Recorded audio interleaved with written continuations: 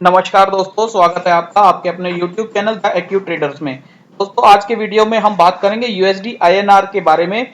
June month के बारे में बात करेंगे कि हमारे डेटा पॉइंट्स और चार्ट की मदद से हम जानने की कोशिश करेंगे कि यूएसडी आईएनआर जून मंथ में किस तरीके का बिहेव कर सकता है और कैसे ट्रेड कर सकता है। दोस्तों आगे बढ़ने से पहले एक डिस्क्लेमर है। तो दोस्तों चलिए मैं आपको अपने चार्ट पे ले चलता हूँ, जहां यूएसडी आईएनआर का हम व्यू जानने की कोशिश करेंगे चार्ट की मदद से। दोस्तों ये मंथली चार्ट मैंने लगाया है। मंथली चार्ट में आप देखिए कि यूएसडी आईएनआर जब भी ग्रीन कैंडल्स बनती हैं, जैसे कि यहां आप देखिए यूएसडी आईएनआर में जब भी तेजी आती है उसके बाद एक रेड कैंडल जब भी बनती है, तो रेड कैंडल बनने के बाद यूएसडी आईएनआर कुछ टाइम तक एक कंसोलिडेशन में ट्रेड करता है, यानी ऊपर की तरफ तो फिलहाल नहीं जा पाता। दोस्तों आप कहीं भी देखिए, जब एक बड़ी ग्रीन कैंडल बनती है मंथली चार्ट पर, जब भी एक बड़ी ग्रीन कैंडल बनती है उसके बाद कोई भी एक रेड कैंडल बन रही है, तो यूएसडी आईएनआर होल्ड करता है। जैसा हमें यहां भी नजर आता है कि एक ग्रीन बड़ी कैंडल बनी थी और रेड कैंडल बनने के बाद 6 महीने तक यूएसडी आईएनआर ने कंसोलिडेट किया था। इसके बाद दोस्तों यहां भी एक ग्रीन कैंडल अभी बनी है मार्च में, अप्रैल में एक रेड कैंडल बनी है, मई में कंसोलिडेट किया है। तो दोस्तों आगे के महीने में भी हमें लगता है कि यूएसडी आईएनआर यहां मंथली पॉइंट ऑफ व्यू से कंसोलिडेट कर सकता है। दोस्तों वीकली चार्ट में देख लेते हैं। वीकली चार्ट में देखिए एक रेड कैंडल के बाद यूएसडी आईएनआर ने पिछले 4 हफ्ते में लगातार एक इनसाइड बार ट्रेडिंग की है। दोस्तों डेली चार्ट में देखिए मैंने एक रेक्टेंगुलर बॉक्स बनाया हुआ है जिसके अंदर यूएसडी आईएनआर ने पूरा महीना ट्रेडिंग की है। और इस बॉक्स के अंदर क्या हुआ है, डिस्ट्रीब्यूशन या एक्यूमुलेशन, वो हम डाटा पॉइंट की मदद से जानने की कोशिश करेंगे। दोस्तों आवरली चार्ट में आप देखिए, आवरली चार्ट में एक वेज फॉर्मेशन हमें नजर आता है। जैसे कि मैंने ये बनाने की कोशिश की है दोस्तों, ये लाइन ड्रॉ करके, तो हमें एक वेज फॉर्मेशन नजर आता है और वेज जो अभी है वो वेज स्क्वीज होता जा रहा है। तो दोस्तों ये वेज जिस तरफ का भी ब्रेकआउट देता है हमें उस तरफ एक ट्रेंडिंग मूव नजर आ सकता है। तो दोस्तों चलते हैं अभी अपने डाटा पॉइंट पर। डाटा में देखिए रोल ओवर का डाटा मैं आपको सबसे पहले दिखा देता हूं। 27 मई को जब कॉन्ट्रैक्ट क्लोज हुआ था तो अगले महीने के लिए दोस्तों 16,62,000 कॉन्ट्रैक्ट से हमने ट्रेडिंग शुरू किया था, जबकि पिछले महीने ये 26,39,000 कॉन्ट्रैक्ट से हमने ट्रेडिंग शुरू किया था। तो दोस्तों रोल ओवर भी -32% के लगभग हुआ है। तो इससे भी हम मान सकते हैं कि यूएसडी आईएनआर अभी अपना जो पिछले महीनों का ट्रेंड था, अगर हम अप ट्रेंड बोलते हैं, तो वो अप ट्रेंड अभी रिज्यूम करने में उसे टाइम लगेगा, या जब तक हमें कोई बिल्डअप ओआई में बिल्डअप नजर नहीं आता तो वो किसी भी तरह का ट्रेंडिंग मूव नहीं दे सकता। दोस्तों ये बात हमने अपनी पिछले मंथली एनालिसिस की वीडियो में भी शेयर किया था कि यूएसडी आईएनआर जब 40% का इसने कम रोल ओवर किया था तो मैंने आपको बताया था कि ये हो सकता है कि अपना अप ट्रेंड अब रिज्यूम ना करे। और दोस्तों वैसा ही पूरे मई महीने में हुआ था और उसने इनसाइड बार ट्रेडिंग की थी।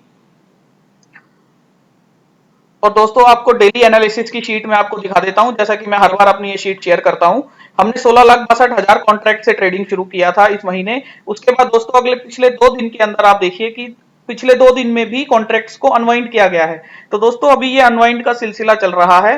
मंथली आप टोटल ओपन इंटरेस्ट को भी देखेंगे तो अभी कॉन्ट्रैक्ट्स को अनवाइंड किया गया था, लास्ट ट्रेडिंग सेशन में भी कॉन्ट्रैक्ट्स को अनवाइंड किया गया था। तो दोस्तों अभी जब तक कॉन्ट्रैक्ट्स में हमें फ्यूचर के कॉन्ट्रैक्ट्स में हमें बिल्डअप नजर नहीं आता, तब तक हम कोई भी अपना आगे का एनालिसिस। तो दोस्तों हम बात कर रहे थे कि कॉन्ट्रैक्ट्स अभी अनवाइंड किए जा रहे हैं, तो ये अभी अपना करंट ट्रेंड जो है रिज्यूम नहीं कर पाएगा। दोस्तों पिछले महीने का हाई 76.14 था और लो 75.08 था। इस रेंज में पिछले महीने ट्रेड किया था, तो ऊपर की तरफ यदि 76.14 ब्रेक करता है तो हमें फिर से रीएनालिसिस करने की जरूरत पड़ेगी। दोस्तों 76.14 ब्रेक करने के साथ साथ अगर यूएसडी आईएनआर में बिल्डअप नजर आता है तो ही हम कहेंगे कि ये ऊपर की तरफ जाने को तैयार है, अदरवाइज ये हमें अभी ऊपर जाता हुआ नजर नहीं आता। तो दोस्तों हम अभी मैं आपको ऑप्शन की शीट दिखा देता हूं। ऑप्शन की ये डाटा हमने डाउनलोड किया है दोस्तों, करेंसी आईएनआर करेंसी की भाव कॉपी से हमने ये डाटा डाउनलोड किया है। और मैं आपको इसमें इंपॉर्टेंट स्ट्राइक्स दिखा देता हूं जो यूएसडी आईएनआर की एट द मनी की स्ट्राइक्स हैं, 75.5, 75.75 और 76। दोस्तों इन 3 स्ट्राइक्स को यदि हम कंपेयर करें, ये मंथली का डेटा है, मंथली की एक्सपायरी का डेटा है दोस्तों। तो अगर हम इन 3 स्ट्राइक्स को कंपेयर करें तो 75.5 की कॉल में 75.5 की कॉल में हमें बिल्डअप नजर आया है, प्राइस डिक्रीज हुआ है, तो हम इसे शॉर्ट बिल्डअप बोल सकते हैं, लेमन टर्म में हम इसे शॉर्ट बिल्डअप बोल सकते हैं। और दोस्तों 75.5 की पुट में ओआई 61,000 के लगभग है, जो कि कॉन्ट्रैक्ट्स की अनवाइंडिंग की गई है दोस्तों, 4% कॉन्ट्रैक्ट्स की अनवाइंडिंग की गई है, प्राइस ऊपर गया है, तो इसे हम शॉर्ट कवरिंग बोल सकते हैं दोस्तों। 75.5 में 61,000 का ओआई कॉल के ओआई से बेशक ज्यादा है, डबल है, लेकिन अभी ट्रेंडिंग पोजीशन में दोस्तों ये कॉन्ट्रैक्ट्स को अनवाइंड किया जा रहा है और कॉन्ट्रैक्ट्स को काफी अनवाइंड भी किया गया है। तो इससे हम ये एनालिसिस निकाल सकते हैं कि जिन लोगों ने पिछले हफ्ते इस ओपन इंटरेस्ट को बिल्डअप किया था या उससे पहले इस ओपन इंटरेस्ट को बिल्डअप किया था, अब इस ओपन इंटरेस्ट में उनका व्यू नहीं है और वो अपनी पोजीशंस को क्लोज कर रहे हैं दोस्तों। 75.5 में भी हमें यही नजर आता है कि 8797 कॉन्ट्रैक्ट्स बेशक पुट के कॉन्ट्रैक्ट्स बेशक कॉल से ज्यादा हैं, लेकिन पुट के कॉन्ट्रैक्ट्स को अनवाइंड किया जा रहा है और कॉल के कॉन्ट्रैक्ट्स को बिल्डअप किया जा रहा है दोस्तों। 76 में तो हमें क्लियर व्यू मिलता है कि ओपन इंटरेस्ट भी ज्यादा है और चेंज इन ओपन इंटरेस्ट भी ज्यादा है। दैट मीन्स कि यहां एक प्योर प्रॉपर हमें एक रेजिस्टेंस नजर आता है। इसलिए दोस्तों मैंने आपको बोला था कि 76 पे अभी मुझे एक अच्छा रेजिस्टेंस नजर आता है और उसके ऊपर अभी मुझे 76.14 यदि ये ब्रेक करके क्लोजिंग देता है तो उसके बाद ही मैं अपने एनालिसिस को रीएनालाइज करूंगा। इसके बाद दोस्तों मैं आपको ओटीएम की स्ट्राइक दिखा देता हूं, जो ओटीएम दूर की स्ट्राइक होती हैं।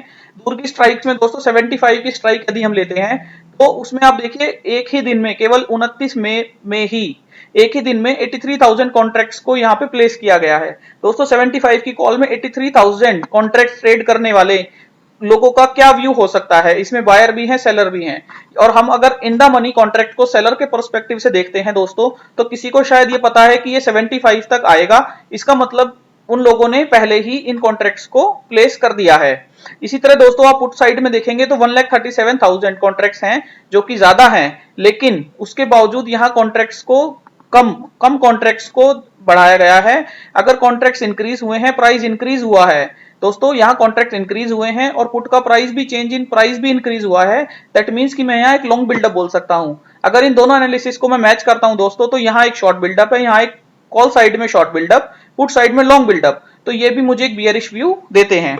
इसी के साथ दोस्तों 76.5 पे भी आप देखेंगे कॉल साइड में ओपन इंटरेस्ट ज्यादा है, पुट साइड में केवल एक ही दिन में इन कॉन्ट्रैक्ट्स को बढ़ाया, आज केवल लास्ट ट्रेडिंग सेशन में ही इन कॉन्ट्रैक्ट्स को प्लेस किया गया है, 28,000 कॉन्ट्रैक्ट्स को प्लेस किया गया है। उसके साथ प्राइस भी इंक्रीज किया है दोस्तों, पुट का प्राइस भी इंक्रीज किया है, तो मुझे यहाँ भी एक लॉन्ग बिल्डअप नजर आता है। सेम व्यू मुझे 77 की पुट में नजर आता है। तो दोस्तों इसको कंसोलिडेटेड तरीके से देखने के लिए स्ट्राइक बाय स्ट्राइक मैं आपको इसमें नीचे दिखा देता हूं। 75 में शॉर्ट बिल्डअप लॉन्ग बिल्डअप यानी एक बियरिश व्यू, और ये तीन स्ट्राइक दोस्तों, ये तीन एटीएम की स्ट्राइक्स हैं 75.5, इसमें पुट कॉल साइड में शॉर्ट बिल्डअप है, पुट साइड में शॉर्ट कवरिंग है।